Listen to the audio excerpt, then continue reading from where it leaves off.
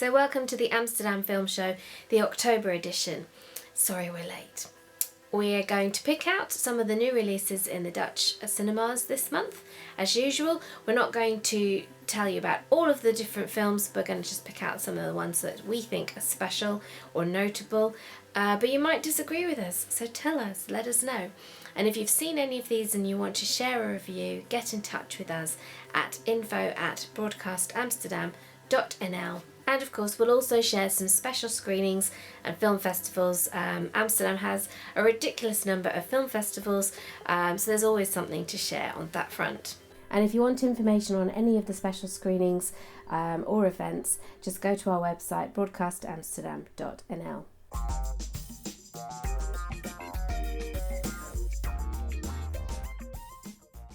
From the 19th of October, our suggestion is Daphne. It's a British film, kind of low-key, low-budget, and it tells the story of a hard-living junior chef in London. Daphne scuffs her way around the city, resisting any meaningful connections for all she's worth. But can she keep on living that way? So it's screening at the Cine Centre at least. Let's see a little taster. You don't believe in love? So much of what's called love is really just people projecting their own ideas onto someone else. I don't want you to expect one thing about me and then get mad when I'm not that. You do realise it's the first date? So think Francis Ha set in Lambeth. It's filmed in southeast London and it's quite realistic. As a Londoner, the film looks very much like my old life and my old friends. I do miss home and my friends, but I won't be going back to that anytime soon, so maybe I'll just watch this instead. So also from the 19th of October, The Glass Castle, drama, director-screenwriter Destin Daniel Cretton. It also stars Brie Larson, Woody Harrelson and Naomi Watts, etc. Now, apart from the all-star cast, the story is not that exciting. In a nutshell, the story is a girl grows out of her poor nomad upbringing. From the 26th of October, we have Loving Vincent. This is a very different film, although the story is familiar of Vincent van Gogh, but this time it's told in oil paint animation, bringing his paintings to life. Let's see a little taster. I don't see the point in delivering a dead man's letter. Son, if you had died and there was a letter out there that you had sent to me, I'd want it.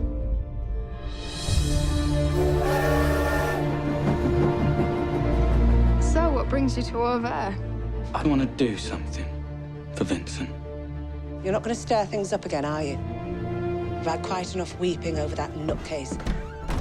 And local writer David Swatling has seen Loving Vincent, and he told us what he thought. Yeah, this is a film that I've been hearing about not since the spring, but for years, because it's a masterwork of love that has taken years to produce. They've taken the paintings of Vincent van Gogh and done an animation, full-length, feature-length animation, painting each frame. So it's like you paint, they got 125 artists working really on not this film. computer generated? No, nothing's computer generated. It's all painted. They paint on canvas, and then just like in a storyboard, you have to draw. In drawing animation, each movement has to be drawn. Same thing. They had to scrape off the painting and then repaint to get the movement. And so consequently, Vincent van Gogh's paintings, especially the backdrops, they come alive in a way that you never have before. There's always a little bit of movement, and if you're a Vincent van Gogh fan, you're going to love this. You can see it lends itself because of the kind of wavy. Well, exactly. I mean, there've been these interesting reports lately about how the way that Van Gogh painted, for instance, Starry Night, and there's a kind of a mathematical science behind what he painted, and all of those things. I mean, this.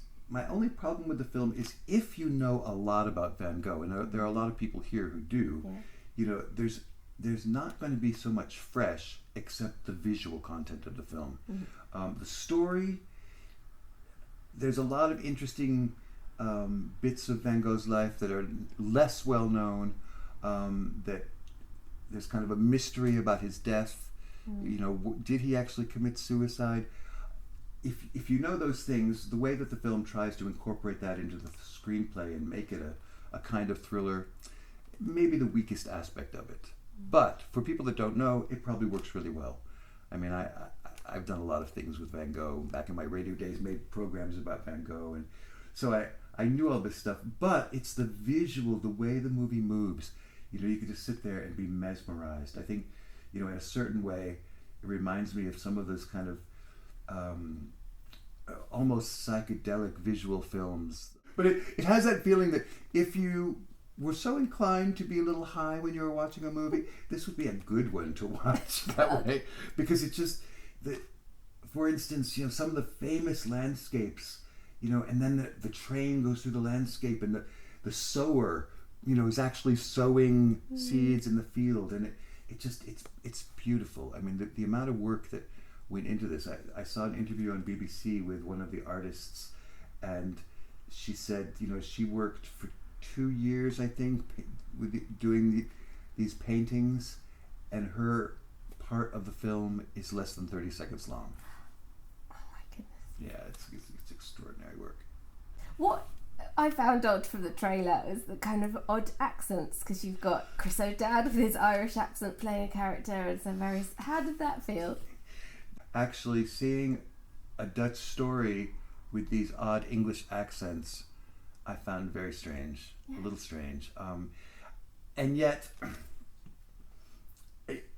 it's made for an international audience, you know, so that's going to be the case. And it's, I don't know, I just, for my taste, if they could have neutralized the accents just a little bit, kept it a little simpler, not do French accents or Dutch accents, but just neutralize it a little. Well, Van Gogh doesn't do that much talking. Actually, it's a very interesting, they've used an interesting framing story of one of the people that he painted, who is the postman's son in France, where he lived, is trying to deliver a letter that Van Gogh wrote before he died. Okay. So he doesn't know him so well, but he's learning about him while he's trying to deliver this letter. It makes a nice framing story. It's sort of an outsider's view into the life of a, rather than going into the, you know, tortured artist himself, which has kind of been overdone. There's been a lot of people portraying Vincent Van Gogh, and I can see it working for a short, but how does it work for a feature-length film? Yeah, it's a little long. Yeah. It is a little long. And tell that to the artist. Yeah, no, I know they spend so much time on it. I know it's terrible, but the thing is, there are two different styles going on in the film. One is the painting style of Vincent's paintings, and then there's a black and white style of painting that tells kind of the backstory in between when we're talking about the past and stuff like that. So there is a break. There are breaks in it. And I think that helps visually. That helps as well. It's good for the story, but but it's definitely worth seeing, and it is the kind of film that you know, if you love the art, you'll just enjoy the way that they've done it. It really looks fantastic. It's screening at the Rialto, the AFS Museum, and the Pathé Chain, at least. Also from the 26th of October, The Mountain Between Us, a romance thriller starring Kate Winslet and Idris Elba as two strangers stuck on a remote mountain range, and somehow it all turns romantic. Good for a laugh? Now, also from the 26th of October, the latest Thor film, Thor Ragnarok.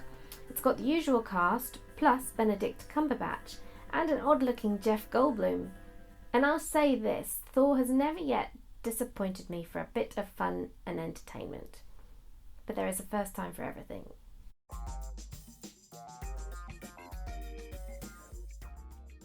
And finally, festivals and screenings in Amsterdam. We'll keep it short this month. On Thursday the 26th of October, the Cine Expat series at the Cine Centre continues with Le Fidèle, otherwise known as Racer and the Jailbird. Matthias Schoenaerts plays a Brussels gangster, Gigi, who falls in love with rich racing driver, Bibi, but his next robbery might just ruin everything. Just maybe. and that's directed by Oscar-nominated Michael R. Roskam. Thursday the 26th of October at 9 o'clock. So thanks for joining us on the Amsterdam Film Show. We'll be back next month.